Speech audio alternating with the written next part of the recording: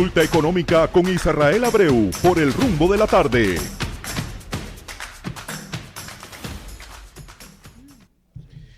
Muy buenas tardes, saludar a toda la amable audiencia que nos sintoniza a través de la 98.5 FM Rumba, y en esta ocasión el Rumbo de la Tarde, que no son... Rumba abierta para baile, ¿te acuerdas? No hay duda, así es.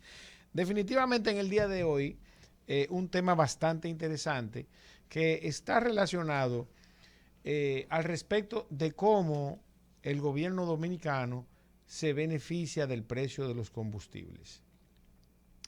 ¿Cómo se beneficia el gobierno del precio de los combustibles? Un tema que en alguna medida hemos tocado y que guarda relación íntima con lo que es la situación actual del dominicano frente a la variable inflacionaria que representa el combustible al respecto de los presupuestos personales de cada dominicano, y cómo esta medida, la cual saludo, ¿verdad?, de los subsidios, pues en alguna medida ha contribuido con las finanzas personales de cada quien. No obstante, siempre llevarle la recomendación de que sea aprobada una ley transparente en relación al manejo de los combustibles, que sería inclusive una forma de que el actual ministro de Industria y Comercio se reivindique, y al mismo tiempo el presidente de la República, puesto que fueron promesas de campañas que están pendientes de cumplir. Entonces, en ese orden, don Miguel, Leila, Valentín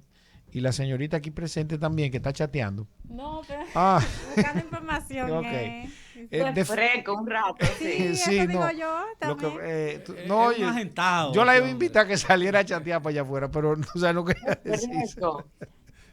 El hecho es, Leila, que yo creo que sería una forma de reivindicarse y de que en el futuro, oigan bien, esto no les represente un problema inclusive de tipo judicial, por lo que representa esta cantidad de dinero que se está asumiendo a través de los subsidios a los combustibles. ¿Cuánto recibe el Estado Dominicano por concepto de los diferentes impuestos a los combustibles?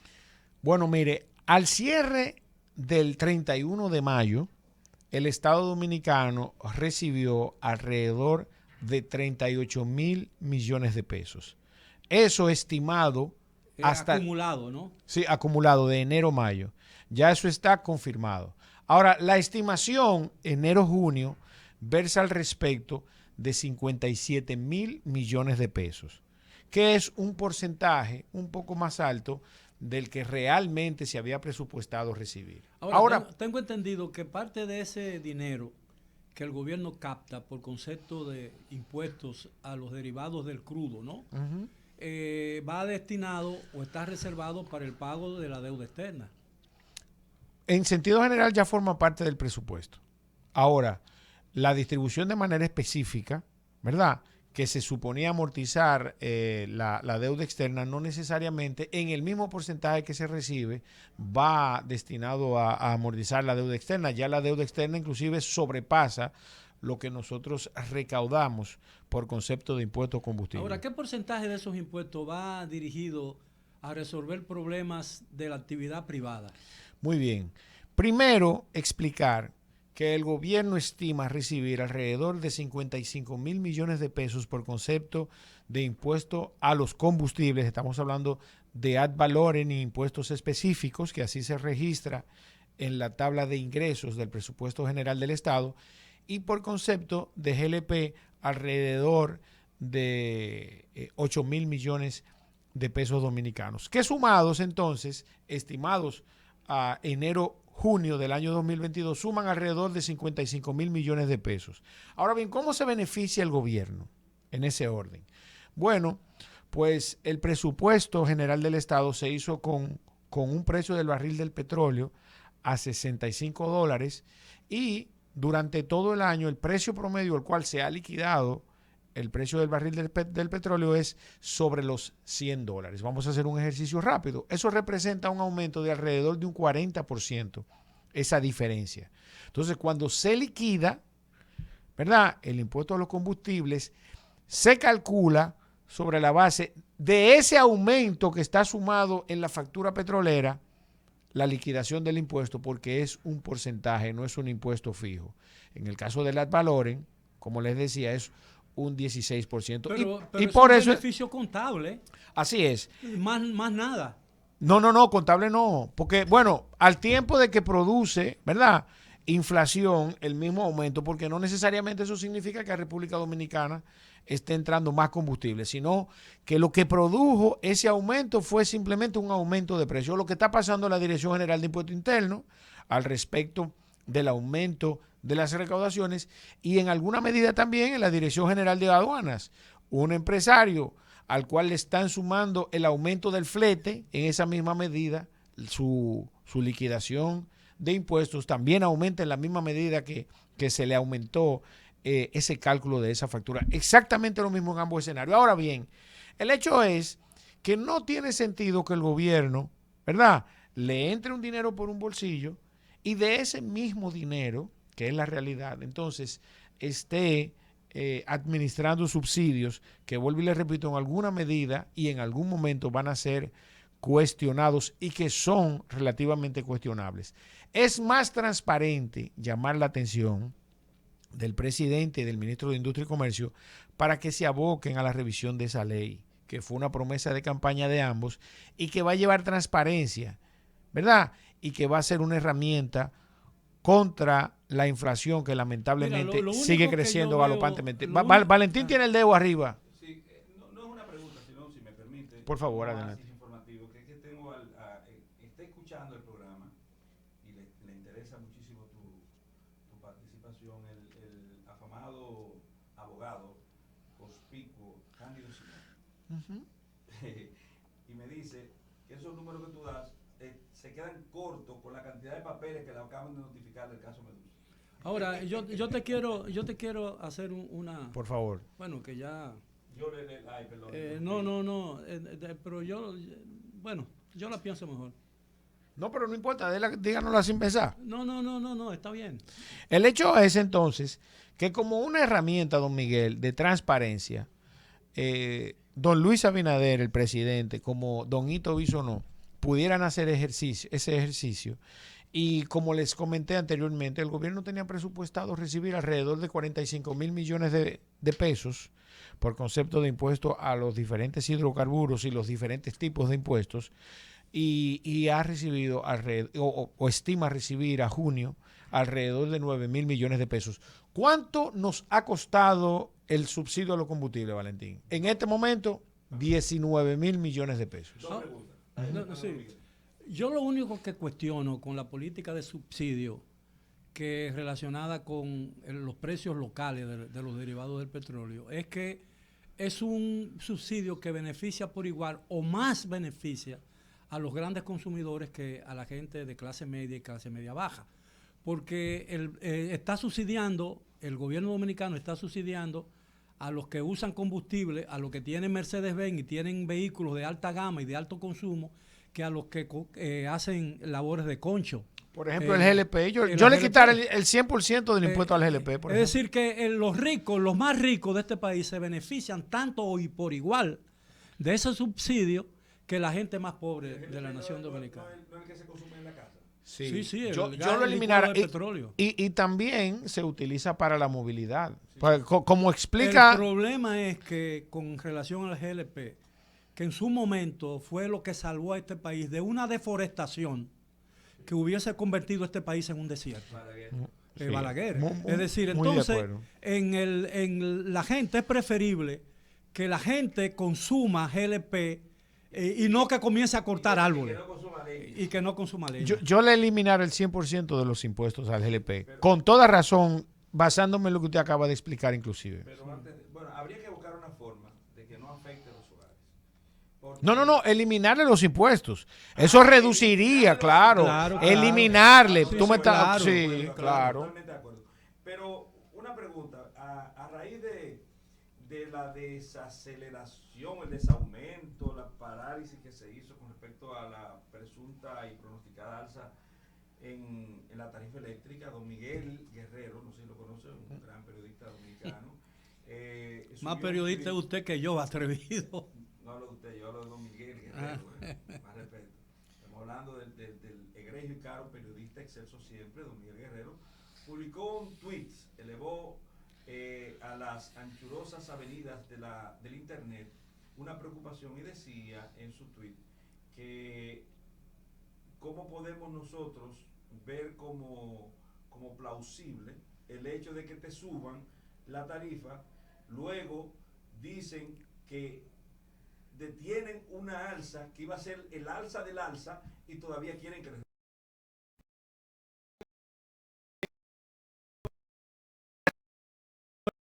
Valentín adelantó un poco ese tema, el de los combustibles, el de la energía eléctrica, que sin duda también tiene un efecto inflacionario en todo el desenvolvimiento económico de la nación. Todas las actividades económicas están íntimamente relacionadas con la generación de energía eléctrica. Eso es lo primero. Lo segundo es que nosotros hemos venido asumiendo el costo de la energía eléctrica, el aumento en el costo de la energía eléctrica desde noviembre. Y eso también ha incidido en los niveles de inflación que en este momento tenemos. Ahora bien, si el gobierno ha pasado por alto el efecto negativo que esto ha tenido, porque no se trata simplemente de lo que estamos pagando en la factura energética. Con esta decisión, el gobierno también, ¿verdad?, puede darse el lujo de decir que lo está utilizando como una herramienta en contra de la inflación. Aquí mismo, en varias ocasiones, yo citaba que el gobierno había agotado todas sus herramientas para manejar ese efecto económico. Ahora, el aumento de la tarifa eléctrica afecta directamente el costo de producción de las empresas. Así es. Y por consiguiente y el nivel de vida del ciudadano. Del ciudadano, porque eso se refleja y se extiende a todos los productos y bienes que se comercializan en el país. Ahora, ¿qué porcentaje del costo de una empresa, cualquiera que sea, representa la electricidad? En este momento, dependiendo de la industria, inclusive en los casos... Pero un promedio. No, alrededor de un 5% de su facturación. En el caso... No. Sí, un 5%. Va a depender del sector, vuelvo y les repito. Porque hay casos en donde la industria y el costo de la energía eléctrica, en términos normales, es tan alto que necesariamente han tenido que migrar para poder... Por ejemplo, los productos... Por ejemplo, la Cervecería Nacional Dominicana, que es un ejemplo que hay que citarlo, un ejemplo. Y el Banco Popular, de dos sectores diferentes. Ambos, en alguna medida, han tenido que migrar la generación de energía eléctrica o sus fuentes de energía eléctrica, tanto... Hacerse autosuficiente. Yo tengo entendido que la cervecería tiene una planta de generación a gas natural que al mismo tiempo, ¿verdad?, compila ese hidrógeno o ese carbón que tira y lo convierten en hidrógeno, que también es otra fuente de generación energética. También tienen paneles solares, que en el caso del Banco Popular es público también. Tienen alrededor de un 10, un 20% de sus sucursales que son totalmente independientes del sector eléctrico. No, y eso es un costo que no se amortiza en 2 años ni en 3 años. Pero no creo que sean independientes, porque tener paneles solares es más caro que tener energía eléctrica. No, pero tienen un nivel de compensación bastante alto. Pero ellos tienen el sistema interconectado. Sí, están interconectados, pero tienen sucursales que son 100% autogestionada la energía eléctrica, que está muy bien. Y vuelvo y te digo, la legislación dominicana da muchos beneficios a quienes generan eso. Es un costo que se amortiza en poco tiempo. En poco tiempo, 2 años, 3 años. Pero está bien. En la vida de una empresa, 5 años. Eso es nada. Ahora bien. Suspiro. Yo quiero que tú me aclares algo, porque por ejemplo, tú partes de tu propia realidad. Tú haces un análisis de que todo el mundo se lo está llevando el mismísimo diablo con el asunto de la energía eléctrica, partiendo de tu realidad. Pero tú entiendes que es inflacionario. Claro, pero yo te quiero hacer la pregunta. Si en el caso de una familia que tiene en la canasta familiar, vamos a decir 100,000 pesos, que eso no es nada ahora mismo. Uno pensar en 100,000 pesos hace unos años, eso era de locura. Pero ahora... Eso tú cobras por hora. No, cualquiera consume. Estoy hablando de su cosa, don Miguel. Usted sabe cómo está la situación. Y muy bien. De su relajo, todos los días asaltan. Entonces, A ti no. a ti no. Eso no tiene a nadie exenciones. Mira, entonces, una familia normal consume el 30% de sus ingresos en energía eléctrica. No. Por ejemplo, una familia que devenga en promedio, ¿verdad? Entre los diferentes componentes de la familia, esposo, esposa, ajá, y quizá un hijo que trabaje, si está en el segundo quintil, que sería ese, 100,000 pesos, ingresos familiares, pues representa alrededor del 15% de sus ingresos. Sí. Eso es así. Sí. Ahora, pero es el que gana el 100. Pero, por ejemplo, yo conozco gente que paga 15,000 pesos de luz, pero no ganan 100. Eso es así. Entonces, ahora bien, el tema con eso es que además de que es inflacionario, va en detrimento de manera directa de la calidad de vida del ciudadano. Por ejemplo, una familia que le aumentó el costo de la energía eléctrica, por poner un ejemplo, de un 10 a un 20% de sus ingresos, ese ciudadano está expuesto a un ataque cardíaco. Primero se va a preocupar por el aire acondicionado cuando lo usa.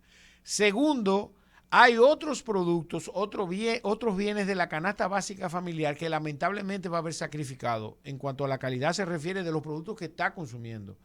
Para que tengan una idea, si a lo mejor él tenía la posibilidad de consumir salmón y va a tener que cambiar huevo o pollo y huevo en algún momento de su dieta. Entonces, el efecto del costo de la energía eléctrica es directamente proporcional a la calidad de vida del ciudadano y por otro lado entonces el efecto inflacionario que tiene, porque si tú eres profesional, en la misma medida en que tu costo de vida aumenta, en esa misma medida tú tienes que cargarle ese costo a tus clientes. Ahora, lo que yo nunca me he podido explicar y le he visto sentido, esa es la campaña que tiene el gobierno, por ejemplo, en estos momentos, y que otros gobiernos lo tuvieron en el pasado, de que ahorra energía.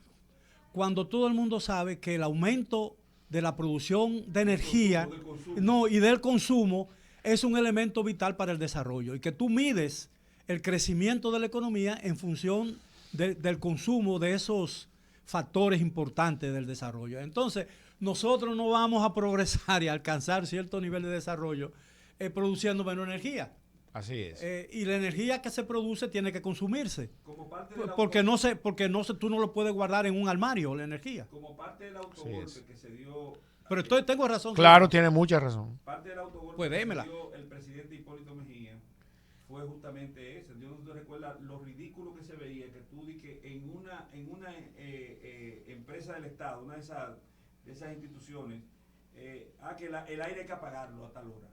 ¿Tú no recuerdas eso? Sí, y de reducir las tasas de café de una. Sí, no, oye. Y reducir la compra y el uso de papel sanitario. Sí, pero economizar que cuando tú tienes de cara al usuario, tú tienes una obligación también que tiene que ver con el confort que se le brinda desde el Estado, hasta desde el sector privado. Es que eso va unido a la calidad del servicio. Son de hecho, cosas que rozan lo ridículo. Por ejemplo, yo como administrador de la Dirección General de Impuestos Internos, yo tuviera salas, ¿verdad? Donde el ciudadano, el que va a visitar la Dirección General de Impuestos Internos, que va en alguna medida, lo que sea que vaya a hacer, le va a generar un ingreso al Estado. Donde la gente se sienta, que tenga acceso a una computadora, que tenga internet, que tenga estaciones de café y agua, no importa. Pero no es posible que lo primero que tú te encuentres, tú sabes, sea un guardia mal encarado que va a revisarte. Es como un marino destacado en la frontera. Así es. Entonces, no tiene sentido. ¿Qué hace un marino si está para cuidar nuestra frontera marítima? El hecho es que yo hiciera eso en el caso de la Dirección General de Impuestos Internos. No, tal vez un spa no, pero sí asiento que te dieran masaje como el aeropuerto. Lo único que va a hacer es apagar cuartos. Así es. En el peor de los casos, lo que está diciendo es, bájeme un poquito esto, por favor, acórteme para seguir pagando, porque para pagar el que va ahí tiene la intención de pagar. Pero es que si tú le reduces el universo, es decir, el área de expansión de los individuos y limita la creatividad personal, tú le estás haciendo un daño muy grande al Estado. Y el ejemplo de eso son Cuba, Nicaragua y Venezuela. Es decir, yo creo realmente en la iniciativa privada y yo creo que el gobierno tiene que tener el menor grado de intervención en la vida de los individuos, porque el Estado es autoritario y embrutece. La acción oficial del gobierno embrutece en todos los sentidos, embrutece en lo que tiene que ver con la educación, embrutece con la cultura, porque normalmente los ministerios de cultura, como ocurre ahora mismo en este país, son ministerios de la verdad. Y entonces esos ministerios de la verdad lo que hacen es que coartan la libertad individual de las personas. Miren, no quiero cerrar la sección sin Ese recordarle. era un discurso que yo quería dar hace muchos días. Muy bien, muy bien.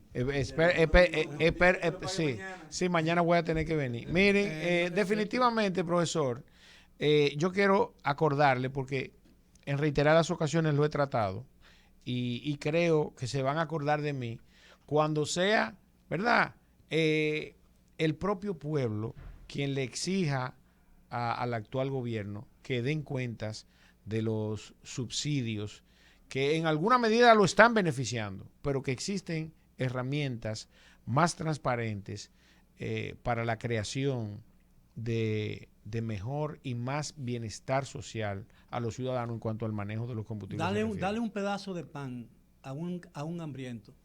¿Crees que te preguntará dónde conseguiste ese pedazo de pan? Es difícil. Exacto. Terminamos por hoy ya, hemos llegado al final. Gracias por habernos sintonizado. Mañana estaremos aquí para otra entrega de este programa a las 4 de la tarde. Mientras tanto, les deseamos que tengan un muy feliz resto del día y que sigan con la programación